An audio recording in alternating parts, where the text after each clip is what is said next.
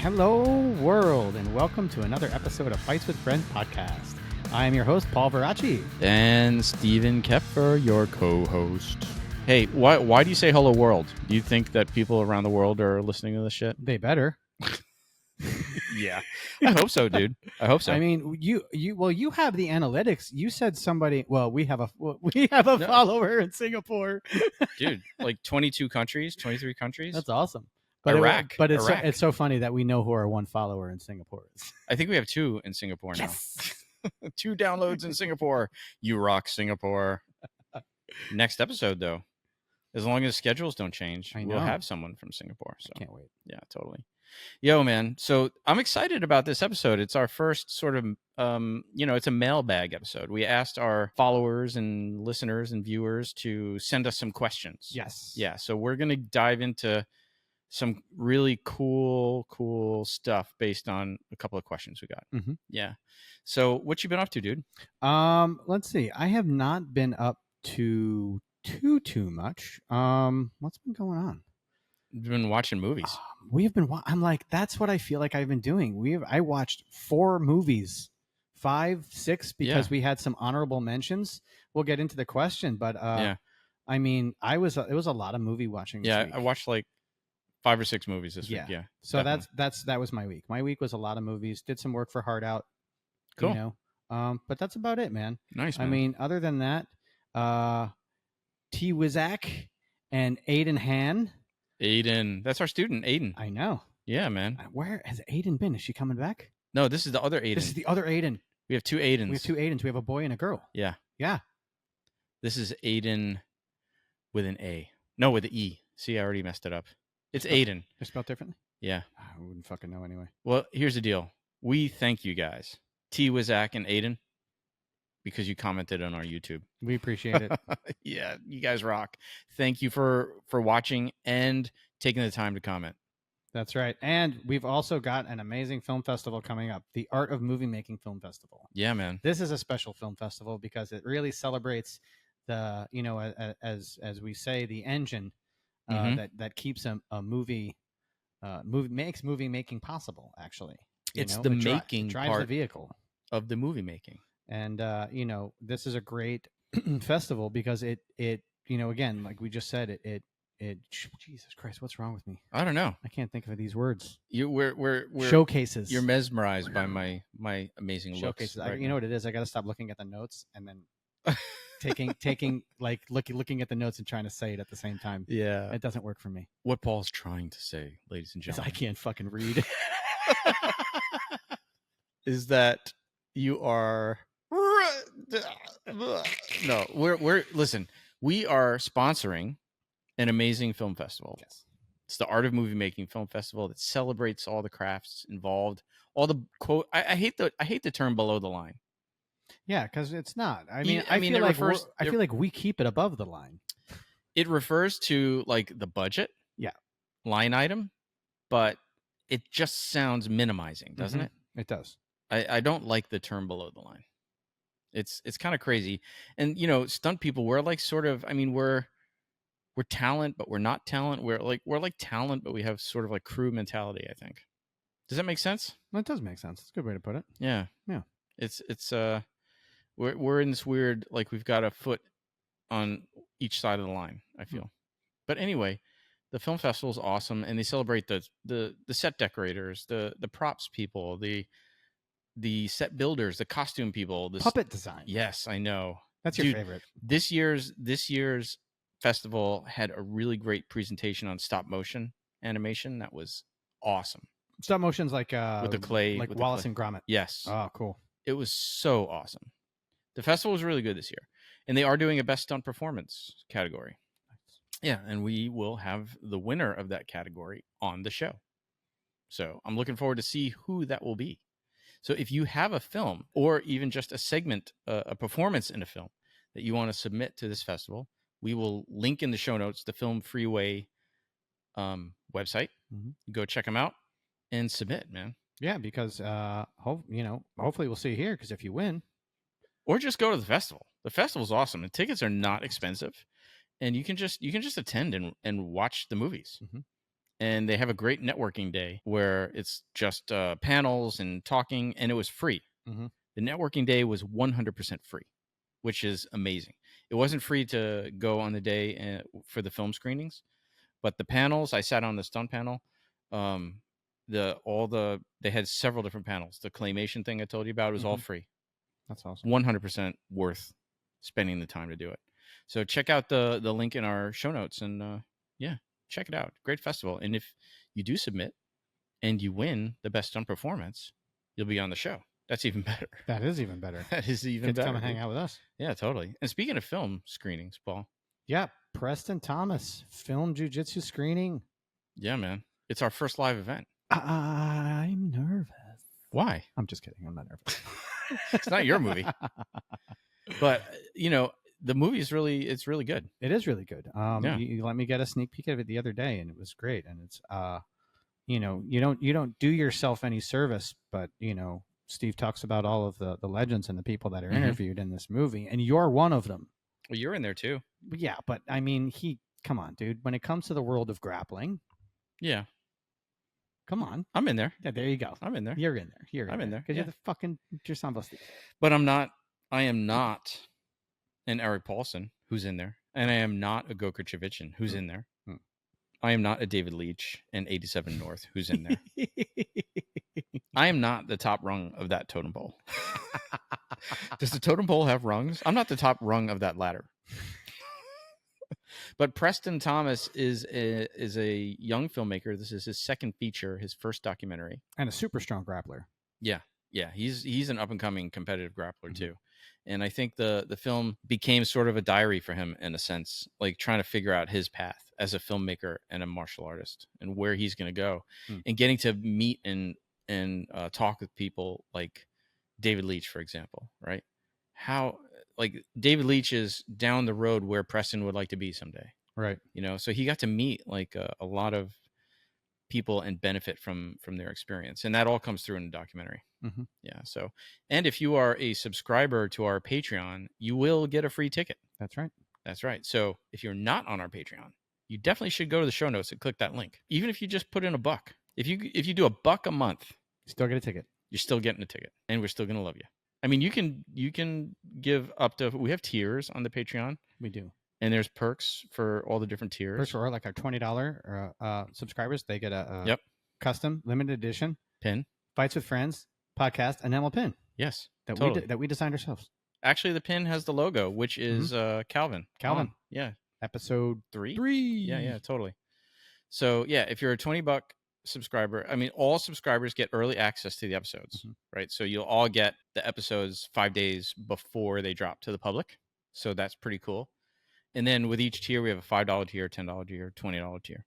There's more perks and more perks and more perks. But at all levels, even $1, you're going to come to the live event for free. So definitely get up on there. We'll give you a shout out on the show if you're at $20, like our good friend Kristen Murphy. Kristen. Yeah, we love you, Kristen. Anyway, Patreon, check us out. Help us out. But we wouldn't even have a show for you to support if it wasn't for our sponsors, right? Yes, they are the I would say the foundation.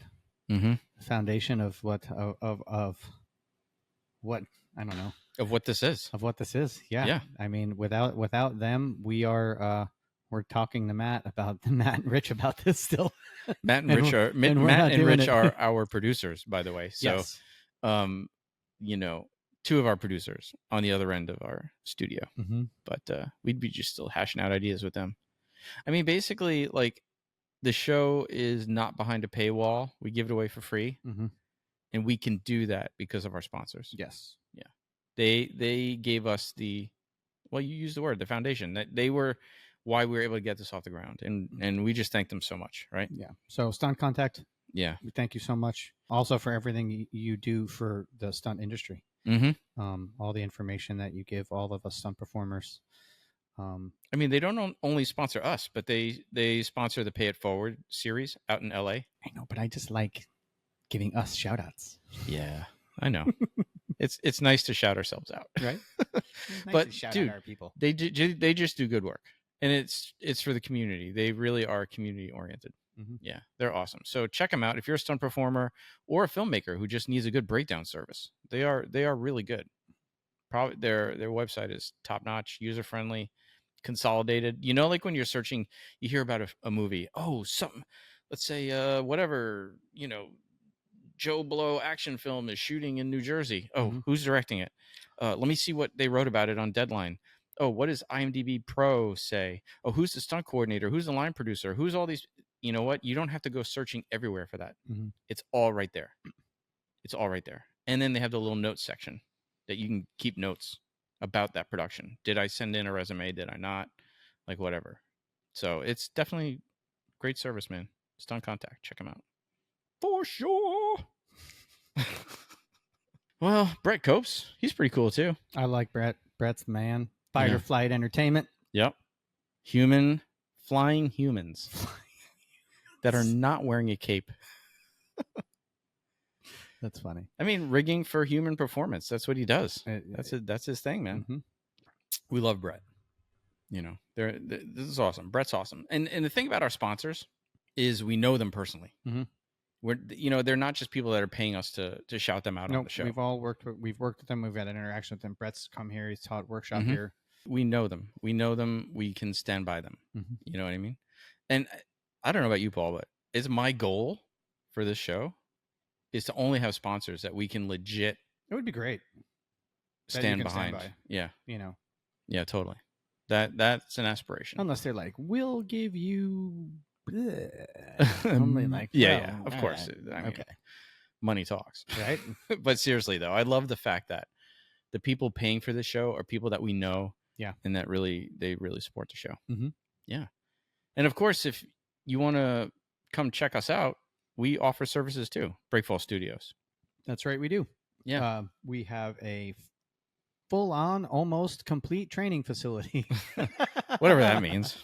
Well, no, I'm saying, like our rigging stuff. We have. Listen, we have the space. mean. You can see it behind us. Yeah. We are in Midtown Manhattan, which is oftentimes more convenient for performers flying to New York to be on a production. Like the stages might be out in Brooklyn or wherever, but the hotels are oftentimes in Manhattan, right?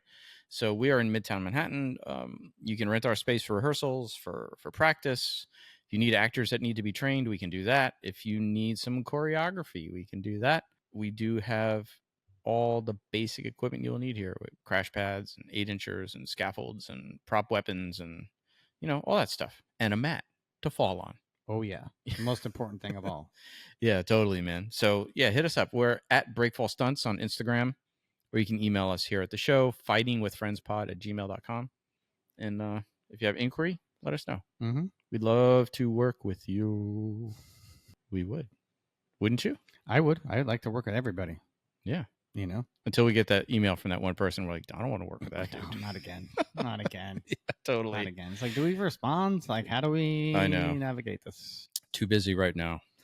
My schedule's full. Sorry, I got a thing. No. But seriously, though, we love everybody who supports us. If you follow us on social media, at Fights with Friends Pod, pretty much everywhere. Mm-hmm. Like us, subscribe us, whether you're listening to us on iHeartRadio or follow Spotify subscribe. Or Apple or whatever. Review, like, love, hearts, emoticons, thumbs up, comments, thumbs up, whatever. Let us know you love us. Yeah, totally. And actually on IMDb too. You can review us on IMDb, and that actually helps us get up into the SEO algorithms, for searches. If you want, let us know you hate us. We like a good laugh.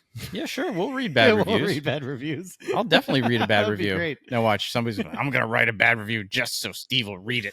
Well, then we have to figure out who it is, because it's probably going to be somebody we know fucking with us. Who is Fluffy Bunny? Actually, we know who Fluffy Bunny is. Fluffy Bunny of Doom. Steven, we know you. Oh, boy. Oh, my gosh. So, we asked people on our socials to send in questions. Yeah, totally. And that we would answer it. And we told them, we don't care what the question is. We'll answer it. We're answering. No matter how. So our first question is actually really funny. Yeah. Oh, this is so funny. You can actually. I'll go with it. This is good. Okay, so this is from Monica Howard. Okay, she's a stunt performer. I think she's out in LA. And she hit us up on Instagram. And she first hit me up well, not me, but she wrote to the Instagram and said, "Any question?" And I'm like, "Yeah, get creative, go for it." And I'm thinking like, she's gonna hit us up with some real film nerd history shit. And her question is, so what's your go-to protein snack? It's like when you're working out, and I'm like, okay, we'll answer it. Is that your question? She goes, well, I'm at the gym and I'm really hungry right now. And that's what I thought of. So listen here. Here's the deal. Here's my answer. And then Paul will give his answer. Monica, I am less interested in fitness stuff like that than I should be probably, but I do take vital proteins. And by the way, I'm not giving health advice or this is just what I do. Could be the worst thing in the world, but what I do is I definitely take vital proteins, collagen peptides. For me, that's done wonders for my joints. And in terms of other stuff that I take, I mean, I take all the stuff that most people take, my omegas. I take turmeric. I take that older guy multivitamin, and same stuff. Yeah, and Wobe enzyme. I take Wobe enzyme, which is a natural supplement for your joints too. So that's pretty much what I do. I don't have the go-to protein snack that I'll take at the. I'm not much of a snacker at the gym. I just don't eat. No, I don't like to eat and train. No, if anything, I'll do like what Paul does. I'll do the powdered Pedialyte if I'm really feeling down after a workout, like energetically, or there's liquid IV. I'll take that. But I like to. Parabolic whey protein in the morning, so like a slow muscle release, like a 7-hour slow muscle release. That's kind of how I start my day, right? Or if I'm gonna like train for a while, because again, I don't like to snack, so yeah, I'll do like a slow muscle release, like parabolic whey protein. That's usually my go-to. Cool. And you also take collagen peptides, right? Yeah. I take everything you take, all the omegas, all. Listen, I'll give props. Like the first person that suggested peptides to me was Doc Duhame when I was working on Ray Donovan. He was like, yo, do you take collagen peptides? And I started taking the turmeric when you mentioned it, and that shit helps too. Yeah. So that is our answer to your question, Monica. Thank you for sending it in. It's not a question we expected, but it's definitely a good one. Yeah, for sure. Got us talking. And next time, I would suggest, maybe not looking at Instagram while you're at the gym working. Working out. That's funny. So what's the next question, Paul? The next question, which is what we're going to focus on, right? For basically this the rest. Kind of brings us into the episode. This is a good question, and it's from our friend Randall Trang. Yeah, and Randall asked, "What is your favorite movie with terrible action, and what is your favorite action sequence in a terrible movie?" Dude, such a great question. It's one of those questions where like I think Steve and I came up with our answers very quickly, but then as we were just like, oh. Ooh, oh, so and it's really tough. Yeah, it's really tough because there are some very like I rewatched a lot of movies I hadn't seen in a while this week to answer this question. Yes, me too. And I had some really interesting reactions rewatching it as we'll talk about these films. I felt like I just added more movies into some of the movies I already watch every week because there were two. Yeah. There were like two of these movies that I watch every week. So do you want to go first? Which movie are you going to do first? Okay. Well, I also thought it was interesting that for one of our answers, we both picked a movie with the same actor. Oh, that's true. Without coordinating, we both picked a Burt Reynolds movie. Yes, we both picked a Burt Reynolds movie for great movie, bad action. Yes. And by the way, that's why we have this original vintage Cannonball Run Matchbox car set. You're welcome. On the table here. We have a ton of shit on the table here to match the films that we're going to talk about today, but we do have this Burt Reynolds Cannonball. I'm going to hold it up for the camera. Those are actually 4 cars that were in the movie The Cannonball Run. And this is the original Cannonball Run, not Cannonball Run 2, guys. No, yeah, this is the original. Dom DeLuise, Roger Moore, yes, Farrah Fawcett. I mean, the sequel is absolutely hilarious. It is not one of the movies, though, that we picked. It's not. It's only on the table because it's the only sort of nostalgia collectible Burt Reynolds related thing that I have. So there are a few. So basically, my movie for great movie, worst action, I picked Heat with Burt Reynolds. Yes. I love this movie when I was a kid. It was one of those movies that was kind of grown up, but I would watch it with my dad because it wasn't that. It was like, the special effects, like nothing about it was super. He came out in 1986. Yeah. Yeah. 1986. So it was also in that weird era of Burt Reynolds movies. It was sort of like after the Burt Reynolds heyday. Yeah. Right? It was after the Smokey and the Bandits and the Cannonball Runs and the Hoopers. But I mean, this movie, the action in it it's so bad. Yes. Can I say one thing? Yeah, of course. At least for me, yeah, the stunts in it are awesome.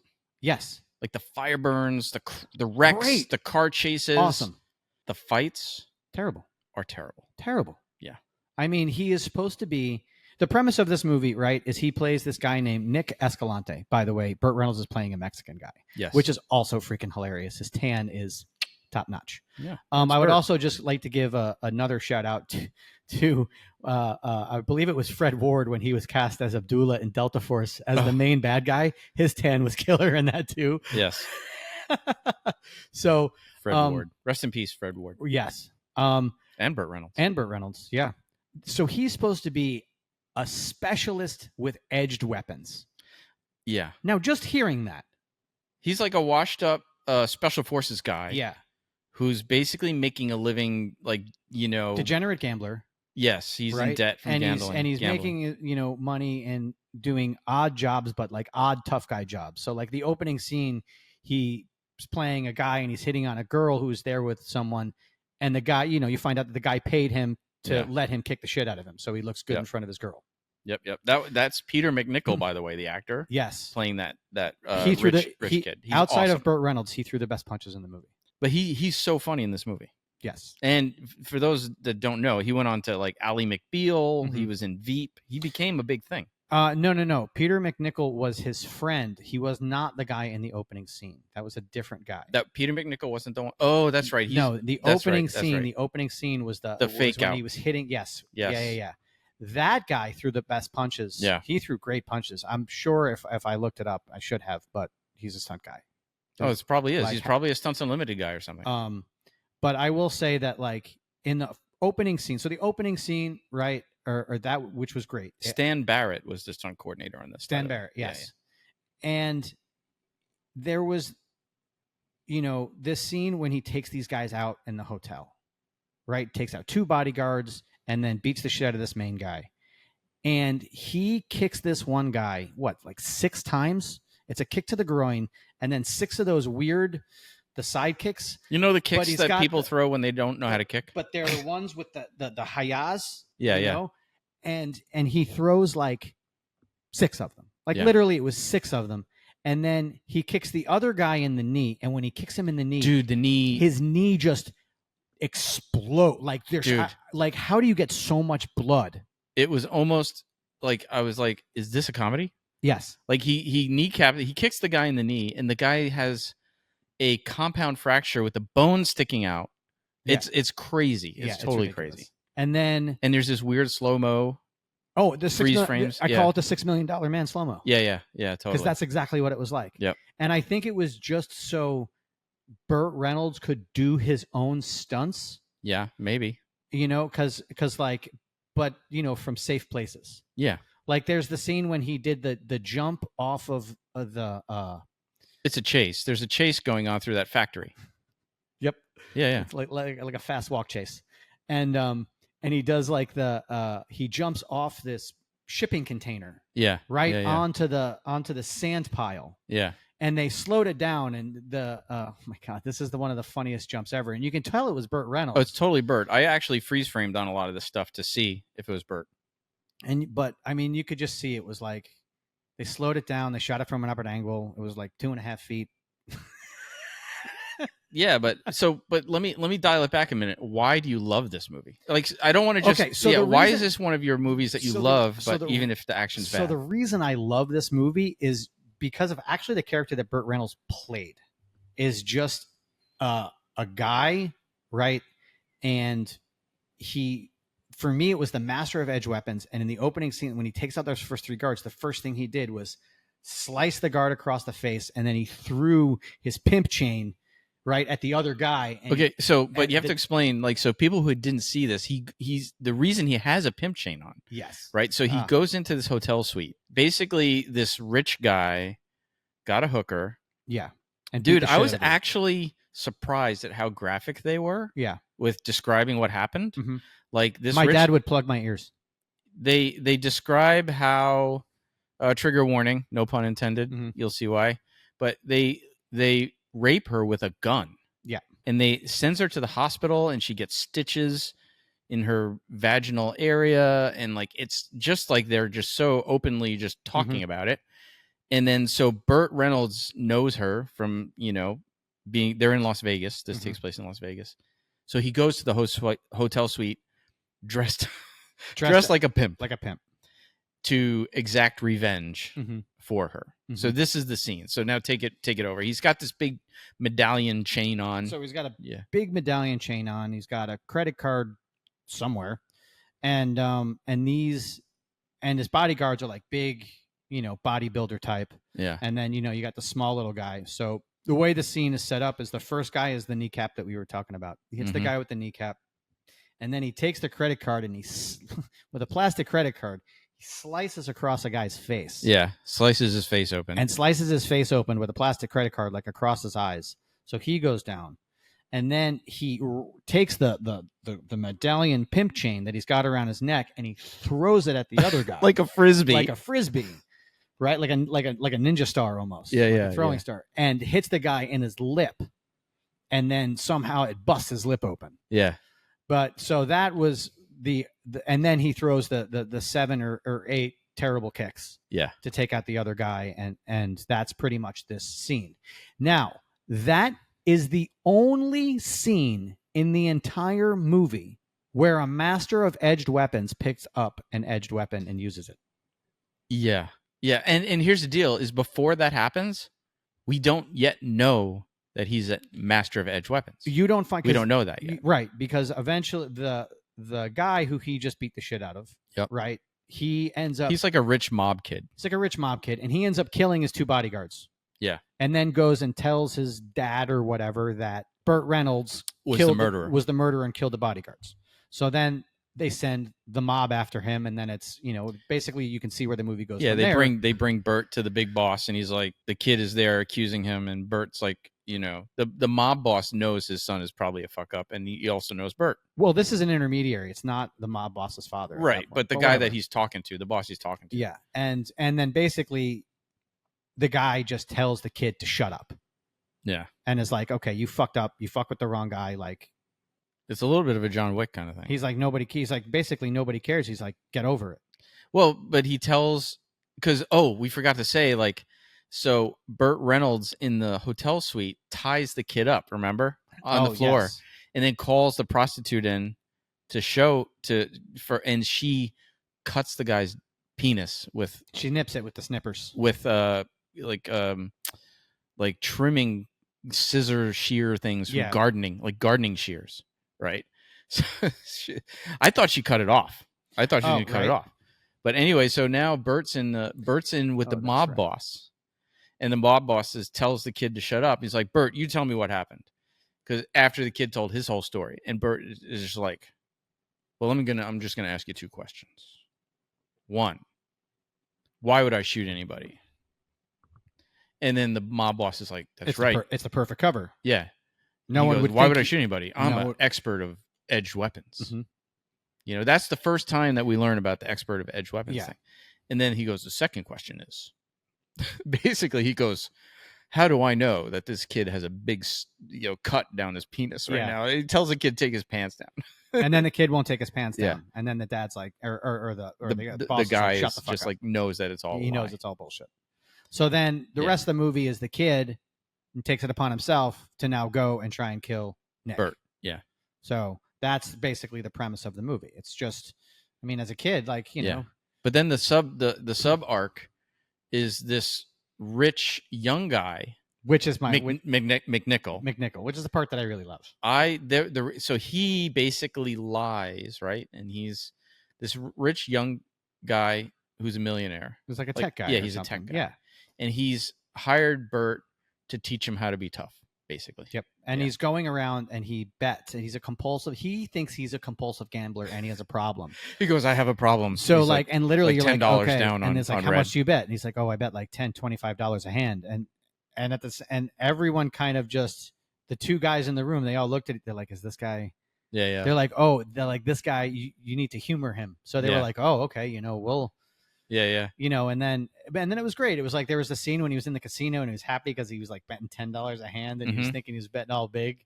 Yeah. And then he's like, I'm leaving. Oh, little side story. So when he finally owns up to Burt to say, hey, this is why I really hired you, because I want to learn how to be a tough guy. Yes. And they're sitting on that bridge in old, like, Las Vegas. Yeah. Right behind them is the Golden Gate, like, hotel. That is where I first met my mother-in-law. Whoa. Yeah. Because I was like, Chris, my wife, is from there. She goes, oh, that's where you met Mom. Oh, that's great. And that's not even there anymore, right? I think that's still there, but most of the stuff in that film is gone. Right? Yeah, most of it's gone. When I was watching them run through Vegas, and I was like, all the construction sites and just all of the open deserts, like across from the big hotels. That's one of the things that's great about the movie, is like they're running across train tracks, right? And I said I was watching it with Chris, and I was like, train tracks? She goes, oh yeah, there used to be, because she was born and raised there. She's like, there used to be train tracks and a train that you could take a train into the Strip. Wow. Back in the day. Wow. I didn't know. She goes, that's all gone now. Yeah. Huh. Yeah, it's crazy. So crazy. Anyways, as we continue through the movie, no more action, except until you get to the chase. Yeah, the final end when the young mobster kid catches up with him. And then the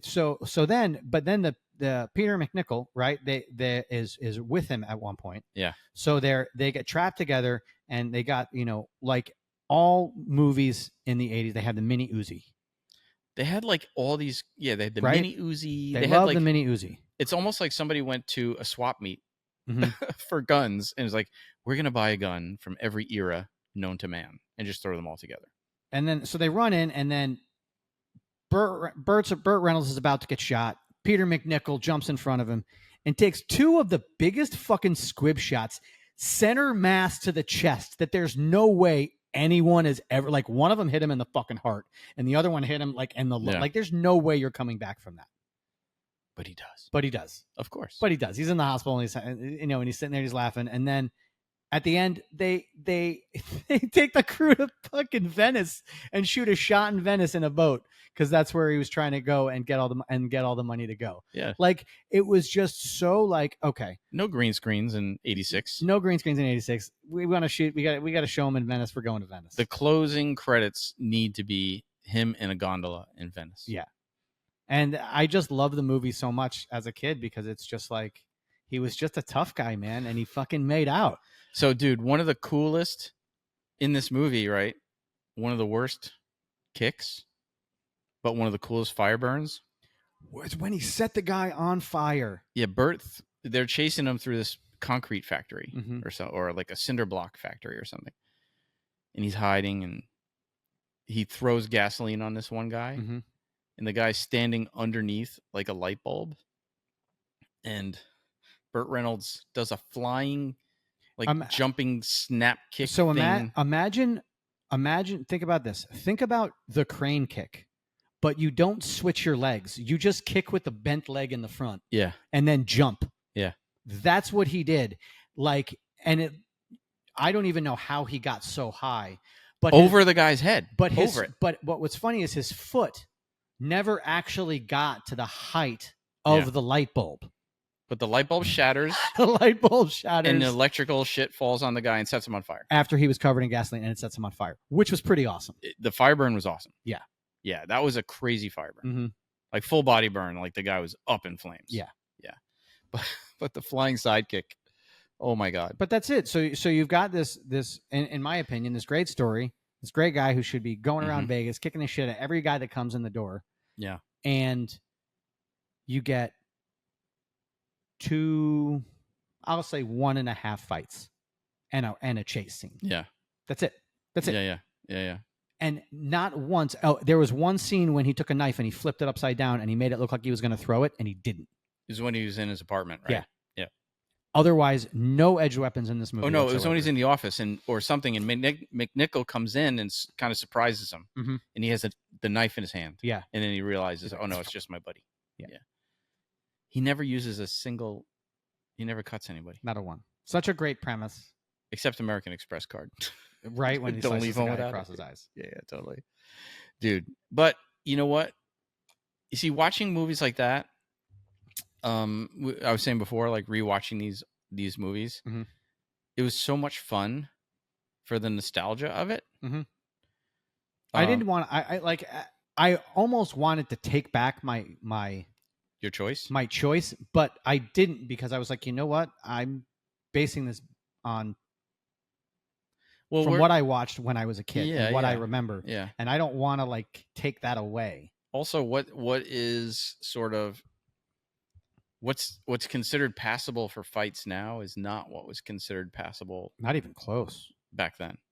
So looking at it with a current lens is kind of. But I will say that in the movie, every time Burt Reynolds threw hands, he looked great. Oh yeah, his hands were awesome. His hands were awesome. His hands were great. Yeah, totally. Looked like he knew how to throw a punch. I mean, his hands were great. Yeah. Kicks. Whew. Yeah, totally. Now you picked a Burt. Oh, sorry. Go ahead. No, I was going to say, like, we're going to lead into my Burt Reynolds movie, but I was going to say, like, he works with a lot of the same people over and over again. Obviously, a lot of Stunts Unlimited guys, like legends. What's his name? The stunt coordinator, Stan Barrett, had coordinated the TV show Hawk back in the day, like 60s. That was like Burt's first leading role in a TV show. So they've been working together forever. Yeah. Right. So this was 86. I picked for a movie that I liked that the action was not good. And again, specifically, the fights were not good. The fights, just the fight, like the fights, like, because again, action is sort of a generic term, but I'm focusing on fights. Opening scene when and well, we didn't even say your movie yet, so no, I don't want to ruin it. No. But so my movie is Shamus, 1973, Burt Reynolds, Diane Cannon. I love this movie. Old New York, shot on location in Old New York. You figure it premiered in 73, so it's probably shot in like 72. That you can see the World Trade Center. Yep. Not completed yet. It's a really cool, like kind of like what we're talking about, the old Vegas. Like it's all this location stuff. There's a scene where he's in an apartment building on the east side looking over the East River, like towards where I live. And it's nothing. It's just like flat land. Yep. It's crazy. Junkyards. Yeah, totally. I'm like, wow, that's Long Island City in 72. It's a really cool thing. But so Shamus is my movie, and it's in a way it has a similar theme, right? This one, he's a private investigator. He's a PI, but he's washed up. He sleeps on a pool table. He's a pool player, which is ironic because the opening scene of Heat has him playing pool. Yes. Right. And the opening scene of Shamus, he wakes up in the morning to the phone ringing, and it turns out his bed is a pool table in his apartment. And I just love that scene. He wakes up, he's got the hot girl like next to him, the phone's ringing, and he's got a little basket suspended over his bed. Oh, I love that. And he pulls the string down and he answers the phone. And the phone is in the basket, and it just lowers to him, and he just answers the phone. It's so good, right? And again, it's like a, typical, it's similar story. He gets hired for this job, and then he gets caught up in this. Yeah, but I was going to say before that, the opening scene is the fire burn. Like, dude, this crazy. Yes. So yeah, go for it. No, you do it. I mean, so I hadn't seen this is a differentiation, say, between action and fights. Yes, because this scene was this is action, not a fight, and this was pretty amazing. So basically, it's a robbery, and this guy in a full-on fire suit. Yep. Right. So the apartment just goes up. They come in through like a skylight, and they come in through a skylight in a fire suit while the room is completely engulfed in flames. Just like flamethrower the shit out of this guy. There is not a place, not a surface that's not on fire. Yeah. And then this guy breaks into a safe and robs the safe and leaves. Yeah, it's like jewel thieves. That was amazing because it was all done. That's real. That was real. That's real. Insane. Yes. Dude, the stunt coordinator was legendary Glenn Wilder, one of the founders of Stunts Unlimited. Right? Who was the guy in the suit? That's a good question. Who was the guy in the suit? Because you could even tell just by the way that he was moving. Yeah. That it was fucking hot and he needed to get this done. Yeah. Do you know what I mean? Yeah. Like, there was so much realism because of it was fucking real. Yeah. Like, that scene was dude, those are the days, right? What an amazing, and you go through all of the intricate fucking safe cracking. They're all great. While the room's on fire. And you're on, it's just insane. Yeah, and do it for real. Yep. Pretty awesome. Yeah, totally, man. So that's the setup, right? So that's the caper that he needs to solve. At least in the beginning and the end of the movie. Yeah. There's like everything. It twists and turns. There, put it this way, it's a good thing he was a private detective because he had a lot of shit to detect. Yeah, totally. But I remember, like, so there's this fight scene where they catch him at his apartment. Mm-hmm.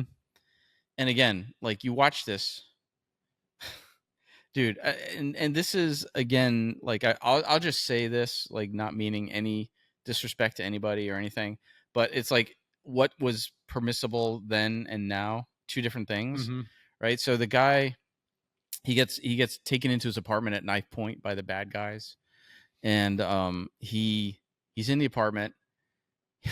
Another, like, arm break type of thing, just kind of like the knee, not as bloody as the knee in Heat. And then he does this really bad round kick to the guy's midsection. Like, just these two movies alone, he does another hi-ya.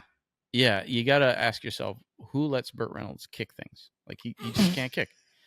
He can punch like a motherfucker. That guy can punch. Dude, he's got hands, man. So he kicks this guy who flies backwards through and crashes. He does a wreck into the kitchen table that shatters. It was like the guy was like Frankenstein. It just like stiffen up, like no reactions. Like, it was like, literally, if I did a reaction like that now, I would never get hired again. I know what you mean, but yeah, I wouldn't. But it was cool. Like, those days, like the John Wayne days, like, you can just do, like, the John Wayne punches and stuff. Well, I mean, you know, it's like they talk about the Big Miss and the Godfather. Yeah. You know, when Sonny's punching the Connie's husband for beating her in the garbage can, and like he misses him by like a good fucking 6 inches in front of his face, and they're like, yeah, whatever. But what I love about the movie, though, even though the fights were terrible, what I love about the movie is sort of that old New York, the noir feel of the private investigator, going against this sea of things just working against him to solve this crime, and he keeps going deeper and deeper into this rabbit hole of bad shit. It's just such a fun movie, and it's classic. Some insane shit, though. Yeah, it's classic Burt. The military weapons. Oh yeah, like, it was crazy. Yeah, man. Yeah, it went deep into this whole arms dealing, and then it went back to the diamonds. Then it went back to the diamonds. You're like, shit, we forgot about the diamonds. Yep, but it's classic Burt Reynolds, and I just love watching it. I think, again, like, I just love the nostalgia of it. Like, I don't care that the fights are bad or that some of the action is kind of cheesy. Like, I don't care. I just really enjoy the movie. Yeah. You know what I mean? It's so much fun. Like, and like, you watch these movies now, there's dialogue that you can never get away with now. Things that they say, jokes that they make that. Oh yeah. The scene with the glasses was great. Just tons of stuff that people say that you're like, wow, you'd never be able to say that now. But if you accept it as a timepiece, it's just so enjoyable. Yeah. And Burt's just great, man. His charisma is fucking amazing. Yeah. And this is like 1973 Burt Reynolds. Like, fucking good. Like, you can see both of these movies for free on YouTube, by the way. So anybody who's really interested should just watch Shamus and watch Heat. And they are kind of similar. They are. They're. That's why I thought it was really funny. Yeah, Like, oh. it's really funny. Like that, they're these two washed up guys in their professions who get hired because they're washed up guys in their professions, who get dragged into this big mess, and then save the day at the end. Mm-hmm. You know what I mean? By the way, did you notice in Heat? Because I mean, I think most people listening to this, or maybe not, but most people know that Burt Reynolds was a stuntman. He was very supportive of the stunt community. You know, Stunts Unlimited member. You know, was Hal Needham's roommate. I mean, he's so connected, right? Like even Once Upon a Time in Hollywood is loosely based. Like that relationship is based on Hal Needham and Burt Reynolds. And Hal, of course, is one of the other founders of Stunts Unlimited with Glenn Wilder. And what was my point? I'm like Hal Needham. Hal Needham. Cannonball Run. Cannonball Run. Oh yeah, he directed Cannonball Run 1 and 2. Yeah, that's right. I forgot my point, but I was going to say the two movies, they're free on YouTube, and oh yeah, I remember. So Burt did most of his own stunts, at least in the earlier years, right? And when I was watching Heat, I looked up. I was like, man, his jaw looks weird. Oh, that's right. It was like crooked. Got hit with the chair, right? So I looked it up, and I was like, okay, the movie that he made right before this one was with Clint Eastwood. It was called City Heat, right? First day of shooting, he got hit in the face with a metal chair that completely fucked up his jaw. I'm like, who the fuck did that? Yeah, right. And he was, well, we can watch the movie. I'm sure they used it, right? And he was on a liquid diet, lost a ton of weight, and his jaw was messed up. He started taking painkillers, which was sort of exacerbating a problem he had with that. And this movie was like 2 years later, and you could see his jaw was different. It was like definitely a little crooked.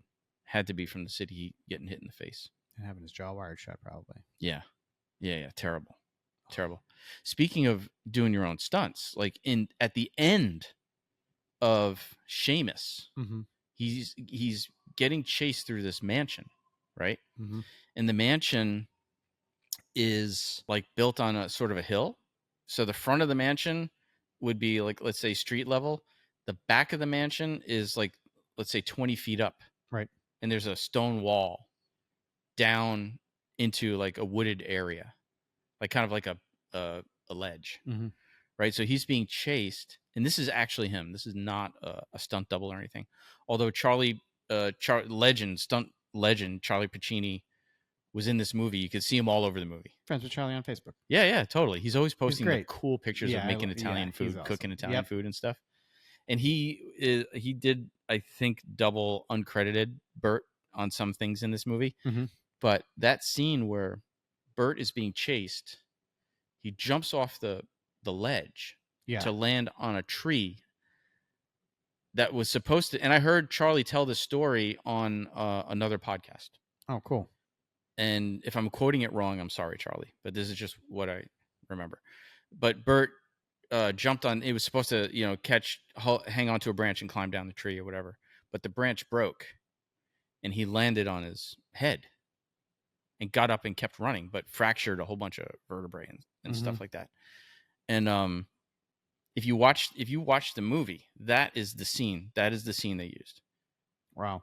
It's in the trailer of the movie too. You can see it.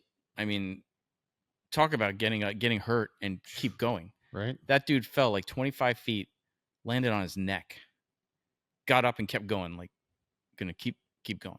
That's crazy. But Burt Reynolds definitely beat himself up for the industry, for the craft, for sure. But dude, great movies. And for the we have an honorable mention though in that category. For good movie, bad action. Yes. And you'll notice. I didn't quite agree with you, but then I rewatched it yesterday. We'll discuss. Okay. This is your honorable mention. So my honorable mention for a great movie with bad action, and I'm telling you, I fucking love this movie. I watch it once a week, but the action is terrible. Big Trouble in Little China. Yeah. I mean, we got Rain over here. I got my and a signed Lopan. My signed Lopan by James Hong. Yeah. But yeah, man, I love and we got Pliskin just because it's and Snake because it's John Carpenter. Because it's Carpenter and Kurt Russell. Yeah. But yeah, man, like I love Big Trouble in Little China. It's like one of the anchors of any action martial arts. Anytime you see someone with a woman with green eyes, what do you think of? Big Trouble in Little China. I mean, it is, but the action is so terrible. The fights are like, when you watch it and you think Big Trouble in Little China, and then you go back and you watch it, they're like, there's really not much kung fu that's actually good in this movie. Yeah. Like the scene when he's fighting the two women with the staffs at the end and the smoke coming out of it. Yeah. She's literally just swinging the staff back and forth. Yeah. I mean, there is nothing. So I feel this. And this is all fresh in my mind because I just watched it last night. Yeah. I love that movie. And the very first fight sequence. Mm-hmm. I mean, in the alley when the truck is there and you got the two gang, like that fight sequence was awesome. There was real martial arts going on in there. And James Liu was the fight coordinator on this. But it was everything in the background.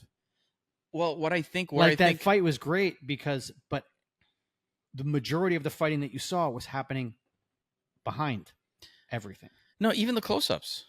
I think. I guess I'm talking about when the actors were the mains were on screen. Like, a lot of the great fighting was behind until then they were showing the two gangs fighting, and then those inserts were great. Yeah. The gang fighting stuff was awesome. Yes, but I guess what I'm trying to say is when the fighting in the action in the movie was not great. I think it's when they introduced the supernatural stuff. Well, then because that's when the fight started getting cheesy. That's yes, exactly. And when they were flying through the air and like just so the whole end of the movie, right, was just a little, I just wanted more of the kung fu that I knew was around at that time to help.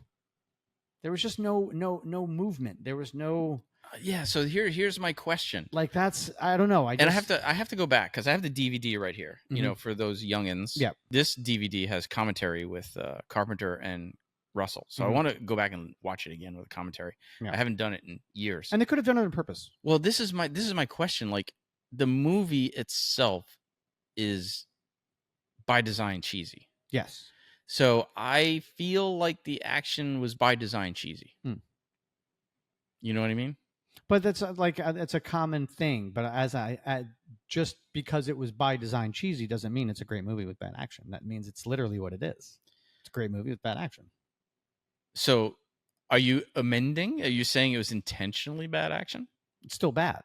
Yes, but I'm asking you. Oh, I'm not saying when you threw it up as honorable mention. So hold on, I'm not throwing out this honorable mention because I think they made the action bad because the actors didn't know how. I'm actually saying it was bad because I know the people that are behind the screen and what they can do. Yeah. And it drives me fucking nuts. Like, dude, James Liu not doing it is one of the reasons I fucking love this business from Best of the Best. So I guess I came across wrong as in saying I think that I might have assumed. I wanted more from Big Trouble in Little China, as in the action in it didn't give me enough. Yeah. And I knew the people were in it and the caliber of what they had to offer, and not seeing that upsets me. And especially now to this day, because a lot of these people are still players. Yeah. So when I go back and I watch that and I watch these guys who I know are great at kung fu and all of the, and not to see that, it kind of upsets me. I get it. I guess the reason why it was, I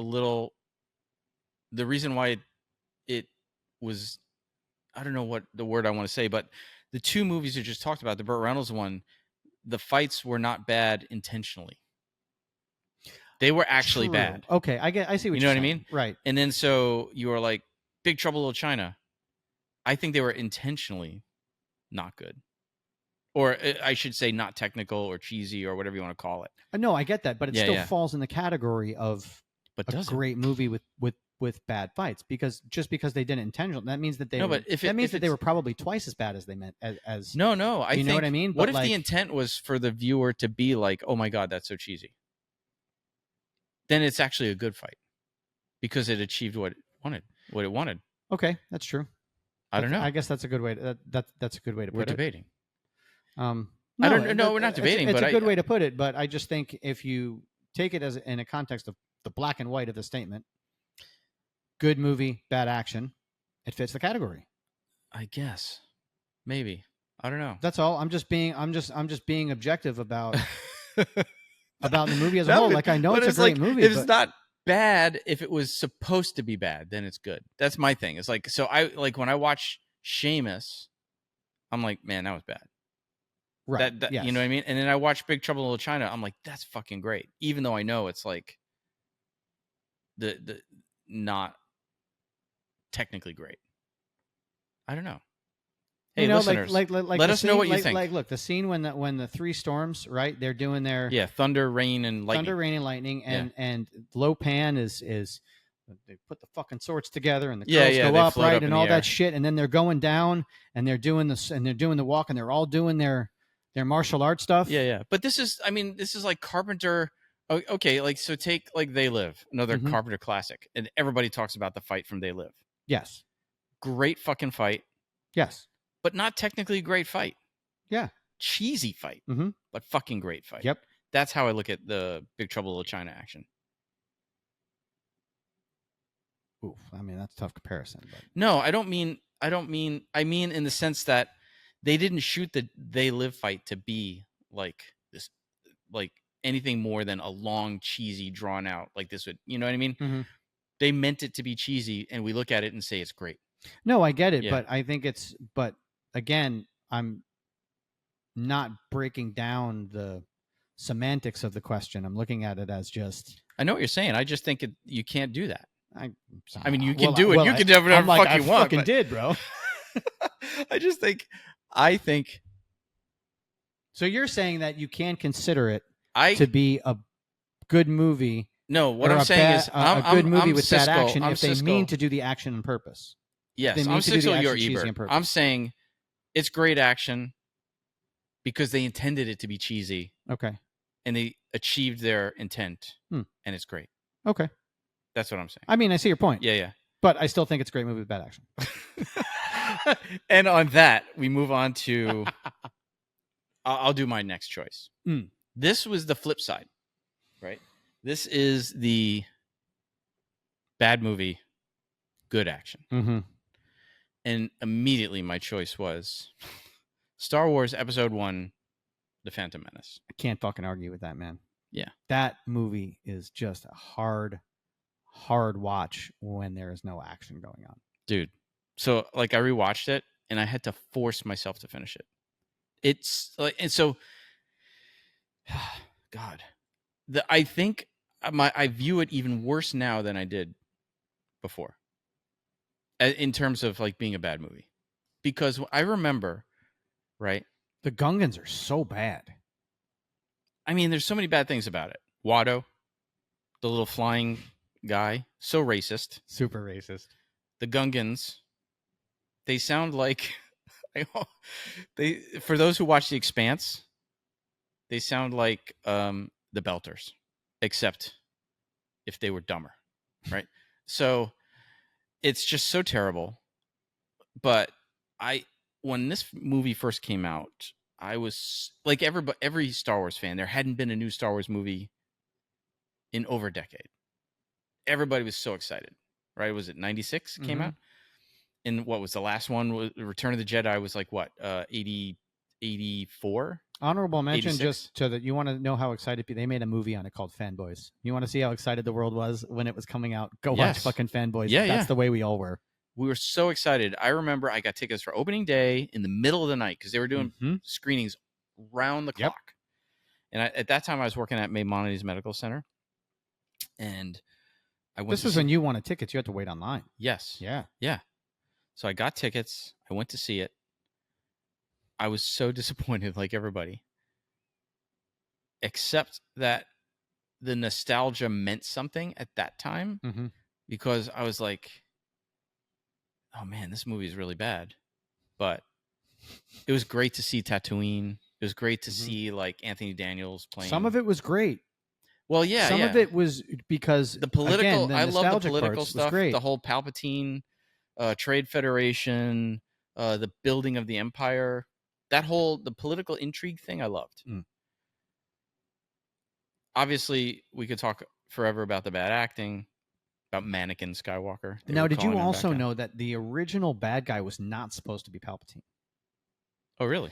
I didn't know. Yeah, I forget who it was supposed to be, but it was supposed to be another Sith Lord, and they decided that it needed to be more familiar. Oh, interesting. So, enter Palpatine. I mean, it was great. That was great. I thought that part was awesome. I thought it was like that was the saving goodness. I know. Like, okay, here's another thing. Like, we can be objective. Jake Lloyd, terrible. That kid was terrible as Anakin, right? But I hate to say it because he went through such shit because of it. But it's like Hayden Christensen went through the same thing. Mm-hmm. But you go back and you watch it now, and I'm like, fuck, he was really good. Yeah. Like, I don't think Hayden Christensen was a bad actor. I thought he played an awesome psychopath. And what I feel about Anakin, but that kid was like in way over his head. Can you imagine the pressure? That's what I mean. I felt like he was just a legion of fans waiting for this, but look at who you're working with. Well, and Lucas, yeah. Look at who you're working with. I mean, let's be real. Look at who he's got to hold the scenes with. The best Star Wars movie up until that point was Empire Strikes Back, and it was the one that Lucas didn't direct. And the kid never acted before. Not only that, could you imagine? No, he did act before. Well, he was in Jingle All the Way. He was a kid. He was just doing kid parts. But like, can you? I guess when I say never acted in something like that, it was he was a lead. Like being a lead, but being a lead and having to hold scenes on your own when you're looking at nothing. Yeah. Like when he's driving. Oh, you mean the green screen stuff? The green screen stuff. Yeah. That's got to be so hard on someone that doesn't have that seasoned ability to. I guess like I in our other interview when I was talking to Happy, saying turn that muscle on and off. Yeah. To find that on nothing and really create and you've got literally millions of people that are ready to shit on you if it's not perfect. I don't even think he knew that was going to happen. I don't think that they knew it the way social media is now. You expect, you know what I mean? Now it's like the shit storm. Yeah. So I think it was also well, how do you deal with that? What was he, 12? Forget him. Natalie Portman was totally shit in this movie. she was. She totally was terrible. Like the Brit girl, the accent, terrible. She phoned it in. She. I mean, I know she was younger and whatever, but it was like, dude, it was so bad. Well, like I mentioned before, I think that there's an authenticity that certain actors seem to hold when they are on a screen and they are conversing with real people and real things, and they have emotion and all of these things to feed on. I would assume that that's something that actors need and use. And then when you have that on green screen and you don't have any of those things, I feel that there are certain actors that can create it in their mind, and then certain actors that really can't. And you can kind of see that it's not there and that they're talking. Like I feel like even in the new Thor movie with Natalie Portman and a lot of those green screen scenes, I was just like, I feel like I know nothing is there for her right now, even though she's amazing. But there was just something about and there's something about just the green screen that brings me out of the normal captivating performances that Natalie Portman gives. I find that when she's in that green screen, I just don't have that with her. Yeah, dude. And the movie's like just shy of 2.5 hours long. Like, what the fuck, bro? All to get up to the greatest fucking battle here's of all of Star Wars, which is also amazing. Yes.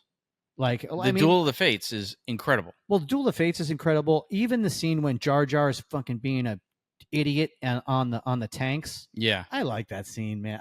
You know what I mean? Like, I guess I like. Well, no, the whole battle. I like the whole battle. Yeah. I like the not that. No, I mean, listen, it has everything that you love about Star Wars. The bubble tech, shields, the cool droids, the droids with like personality, and the tanks, and all that stuff is cool. You know, those tanks were Nike shoes.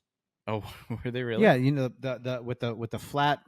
When they had the basketball trainers, back in the day that had the weird little, it kept you off your heel. Oh yeah. That's what those things were. Oh wow. And they were just redesigned and they made them into ships. Oh, that's cool. Yeah. Not cool enough to make it a good movie though. No. But Duel of the Fates. That's why I chose this as a movie with great action. It's still one of the best lightsaber fights ever. ever. And it is literally everything that the entire franchise rests upon. It is literally what the turning point of Anakin, right? From good or evil, which way he's going to go, who's going to win this fight, who's going to, Qui-Gon dies. He's not going to train Anakin now. Is Obi-Wan not ready to do this? The Sith are back. You know what I mean? Ray Park, one of the best villains ever, and they killed him off. They brought him back. Well, yeah, they brought Darth Maul back in the Clone Wars. They brought him back. They brought him back in the animated. I mean, he's played Darth again, and then he had cameo in Solo. Yes, he did. Yeah, but that was how long later? I mean, of course. Yeah. I mean, again, to me, it's money. That not the cartoons. I thought the Clone Wars. I thought the cartoons were fucking amazing. I love the Clone Wars. But Solo, that Darth Solo, Maul, I hated. I'm like, that was a fucking money grab. That was another candidate for shitty movie. Well, yeah, but that's shitty for different reasons. Mm-hmm. Do you know what I mean? Like, yeah. I think we had like a trope that we were sticking with when we had this vision of good and bad when it came to that. But the duel itself, Nick Gillard was the stunt coordinator and choreographer for that. And he went on to work on more of the prequels and stuff. But, man, he did a really long... I'm going to link it in the show notes, too. A really long, for Vulture magazine, a really long breakdown of that fight. And one of the things I love about that fight is, you know how it starts off, all three of them are fighting, and then they're progressing through the ship or the station, right, whatever, and the force field things, and they're getting stuck, and they have to wait. And what does Qui-Gon do? He sits down and meditates. That was Liam Neeson's idea. He was like, what would this master do here? He would just chill, relax, meditate. That's awesome. Wait for his moment. That's awesome. Yeah, Gillard was like, I got to give credit where credit was due. That was not my idea. It's great when actors do that. When I was on I can't say the scene because it's not out yet. Yeah. When I was on The Walking Dead, Jeffrey Dean Morgan did something like that, man, and it was fucking everybody on set was just like, oh, yeah. Fuck, you're awesome. Dude, but it's such a great fight. And in particular, I love the second half of the fight, Obi-Wan versus... Yes, for sure. Versus Darth Maul. There's, what's funny is if we had Jared Kirby here, he could go way into depth on this fight, man. Oh, yeah. Like, read that interview, because he talks about how the basis was Kendo. But they abandoned a lot of the Kendo basics for all this stuff. They had to, because, well, you can't actually touch the blade. Like all these things about working with a lightsaber, right? That you have to make up its own stuff. You know what I mean? But it's a great long article, definitely worth reading. But I think it's still one of the best lightsaber fights in the whole franchise. That and my other favorite one I know what you're going to say is... I know what you're going to say. What? Ahsoka. In Ahsoka. No, actually, I mean, I was staying within the Star Wars movies. Oh, okay. Within the Star Wars movies, but I love the first time you see fucking Yoda take on Dooku. Yeah. Oh, man, that was pretty awesome. Yeah, that was good stuff. That was good stuff. So, yeah, Duel of the Fates, dude. But that was the next movie. It was. Which was much better. Yep. And also coordinated by the same Nick Gillard. So that's my choice for shit movie. That's a good choice. Mine, good action. My choice is for shit movie good action is Ong Bak Thai Warrior. Man, you're gonna get some hate for this one, dude. I don't give a fuck, bro. This movie was so awesome action wise, so awesome fight wise, but the movie in itself was so fucking boring. I actually agree with you. I went back. I have the special edition right here, but I haven't watched it in so long. I went and watched it this week. It's such a fucking boring movie and so many holes and so fucking ridiculous. Yeah. Like Ting, right? He has the only address he has is where Don lives. Yeah. But yet he shows up in the middle of the fucking city where his cousin, and he knows exactly where his fucking cousin is and how to find him. Who, Dirty Balls? He's like Dirty Balls? Hum Lee or Hum Lao. Yeah. Right? Goes and finds him, fucking no problem, whatever. And then that girl with the voice. Ooh. She's got the fingers across the chalkboard. That's brutal. I mean, voice. It's pretty brutal, right? Yeah. So then he's like, can you show me how to get here? He's like, I found where you are. I don't even know where the fuck you live, but I came and found you in the city. He's like, but you need to show me where to get to Don's. Yeah. And then he's like, okay, cool. Come to my apartment, hang out because I hear money in your pocket. Yeah. Fucking robs him. Mm-hmm. Right. And leaves. And he's like, I'm going to this fucking fight club. And literally knows where the fight club is because he just fucking shows up there and he's like, give me back my money. Yeah, I know. But still can't find this guy Don's apartment, which he has the address for. Yeah. Yeah, man. It's a great choice. The story was, I was actually getting so bored watching it, waiting for the fights. Mm-hmm. And I'll be honest, like, and I don't know if this is just and I feel like that was also a movie that opened the door for so many. I feel like without Ong Bak, we wouldn't have The Raid. Oh, we wouldn't have so much. You know what I mean? It was a game changer movie. For 100%. But like nobody had seen action like that before. Parkour like that, fucking aerials. The split slide under the fucking truck. Yeah. Oh, dude. I mean, Tony Jaa was like, people were like, Jackie Chan. This is the next Jackie Chan. That's who this guy is. Like, he's fucking amazing. And he is amazing. He is. Like, his performance. I love it. Every time I see Tony Jaa in a movie, I'm just like, nice. Dude, the fights are just awesome. Oh, and the chase scenes. I mean, come on, the tuk-tuk. The tuk-tuk chase scene? Yeah. When they fucking, dude, when that guy ran up the tuk-tuk as they pushed it off the bridge. Yeah. Holy shit. Yeah. I want to know what rigging they green screened out of that. There's no rigging. Or and if there wasn't screen, any, dude. Or if it's just like that cowboy guy shit. That's just real shit. Dude, that chase scene was awesome. Yeah. That chase scene was so awesome. And you know what? Just since you brought up the Raid, in Raid 2, the whole car chase scene thing, I think that went on for way too fucking long. Like, that's one of the things I don't like about that movie. But this chase scene with the tuk-tuks, just as long, fucking great. Yeah. Also, it was something I'd never seen before.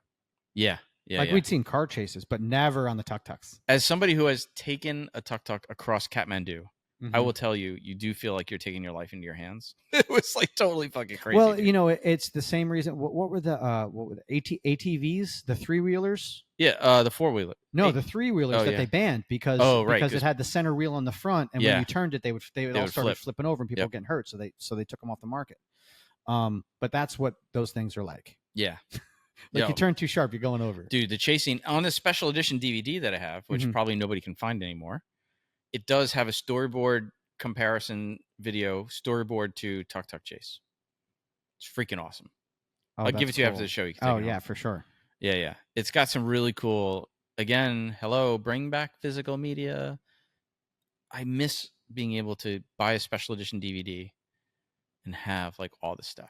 I mean, and also I just love that it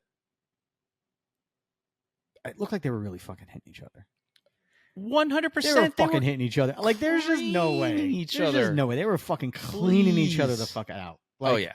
I'm just like, he fucking hit that guy. Oh, 100%. I'm like, he hit that guy. They were beating the shit out of each other, man. Dude, there was just, that's why, and another reason why it's just so good. And you get guys that are just like, dude, I don't give a fuck, man. Let's just hit me. But didn't you watch it again? Say, oh, yeah, like basically Tony Jaa does like 5 moves in the whole movie, and that's all he does. No, I did not say that. I do not. I really definitely did not say that. I think I was like, Tony. I'm sorry, but no, I'm not talking about the fights. I'm talking about the sort of acrobatic parkour stuff. The chases. He does Kong, aerial.